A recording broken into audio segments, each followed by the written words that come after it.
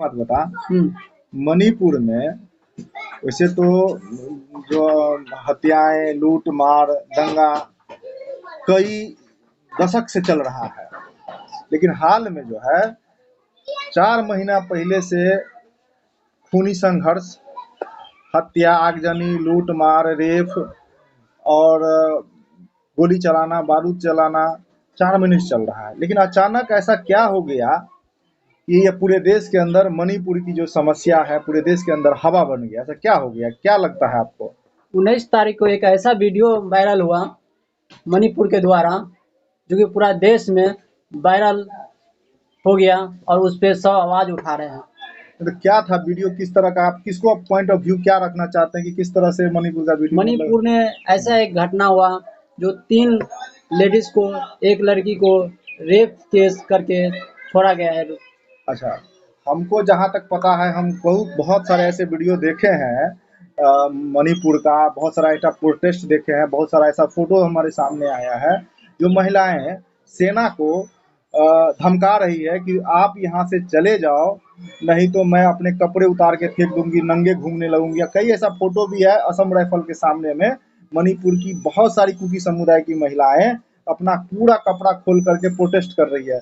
तो उसमें उसको लेकर के मुद्दा क्यों नहीं बना कि महिलाएं कपड़े खोले क्यों प्रोटेस्ट कर रही है, और सिर्फ एक महिला का वीडियो ज्यादा इंपॉर्टेंट है या बहुत सारी महिलाएं जो आर्मी को लोग लगातार प्रताड़ित कर रहा है वो ज्यादा इंपॉर्टेंट है?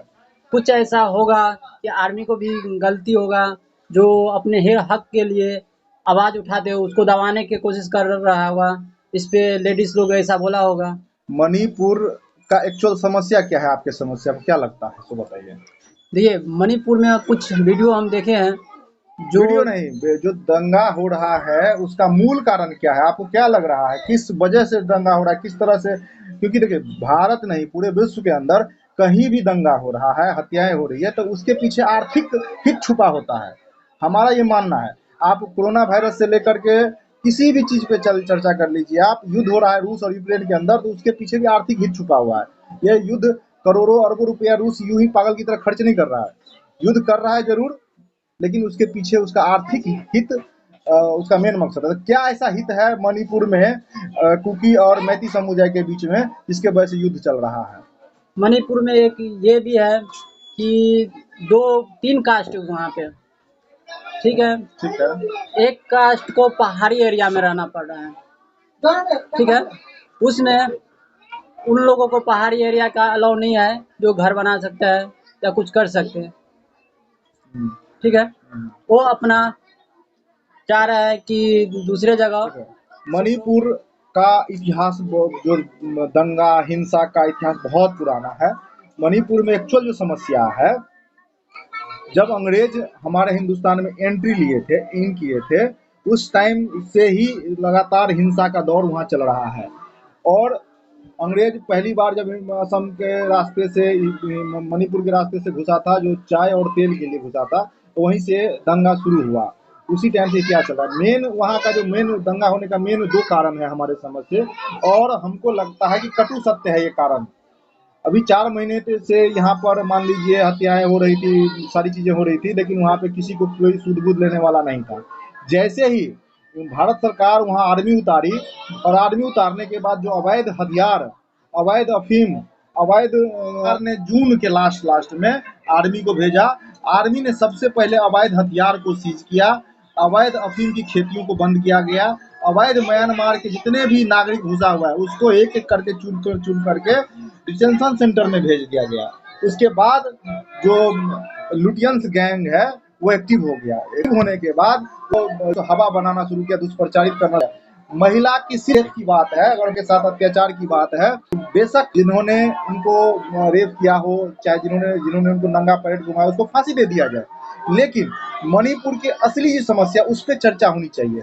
वहाँ पे 10% और 90% जमीन के जो भूभाग है, आप कहना चाह रहे थे 10% जमीन और 90% जमीन, जिसकी आबादी मणिपुर के अंदर 10% है। उन समुदाय जिसको कुकी और नागा समुदाय कहा जाता है, जो धार्मिक रूप से ईसाई धर्म को स्वावलंबी है, वो ईसाई धर्म को मानते हैं, और वो लोग ही वहाँ पर जो है अवैध हथियार की तस्करी और अवैध अफीम की तस्करी करते हैं। और उनको 90% जमीन भारतीय न्यायालय के अंदर 90% जमीन का अकेला मालिकाना हक 10% लोगों को दे दिया गया। और भाई ये मैती समुदाय के जो लोग हैं वो उनकी आबादी है 90%, लेकिन उनके पास कानून ऐसा बना दिया गया है मणिपुर के अंदर कि वो 10% जमीन के अंदर ही वो जमीन खरीद सकते हैं, बेच सकते हैं और रह सकते हैं।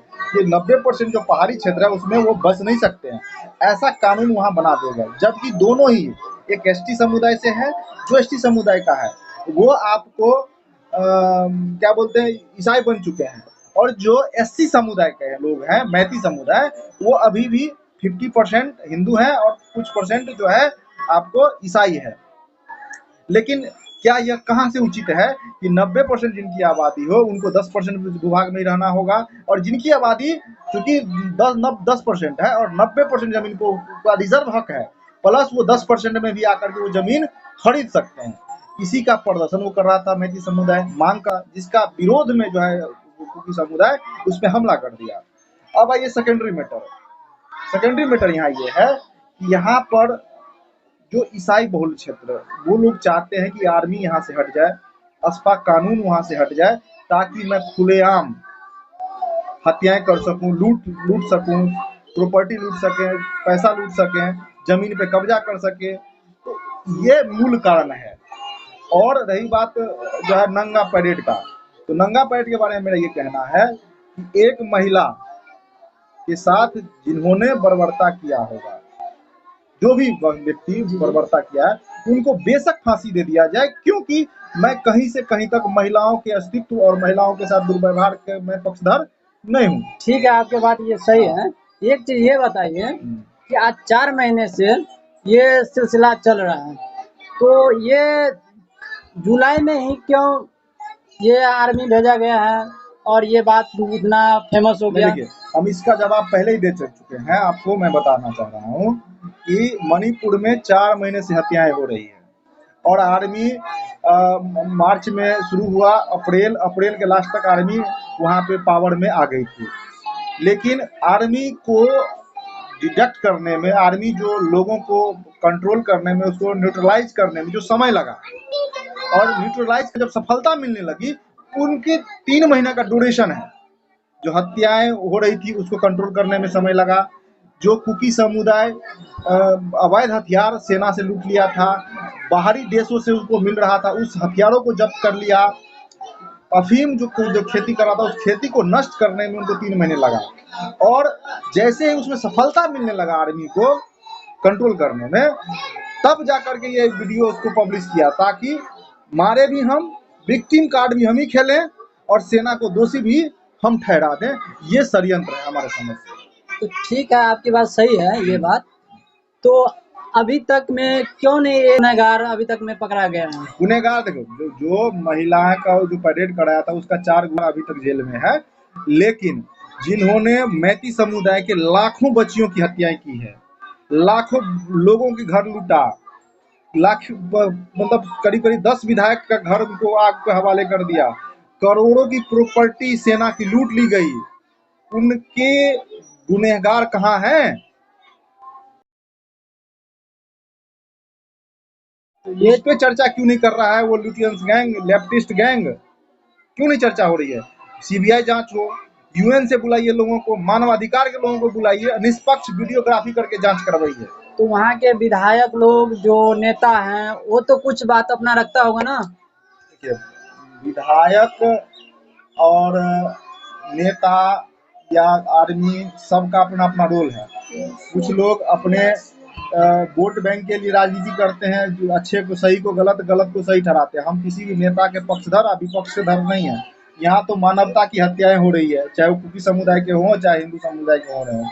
अगर अफीम बेच रहा है तो वो गलत है, चाहे उसका सेवन करने वाला कुकी समुदाय के लोग हों या मैती समुदाय के लोग हों। अफीम की खेती बंद होनी चाहिए कि नहीं होनी चाहिए? ये कोई भी कहेगा कि बंद होनी चाहिए। जी जी, अवैध हथियार की तस्करी बंद होनी चाहिए कि नहीं होनी चाहिए? होनी चाहिए। सीमा पार से अवैध घुसपैठिए को रुकना चाहिए कि नहीं रुकना चाहिए? बस हम तो यही कह रहे हैं। आप किसी पार्टी का भाजपा है तो उसी गुनहगार तो उसको सजा दीजिए। ये कौन कर सकता है?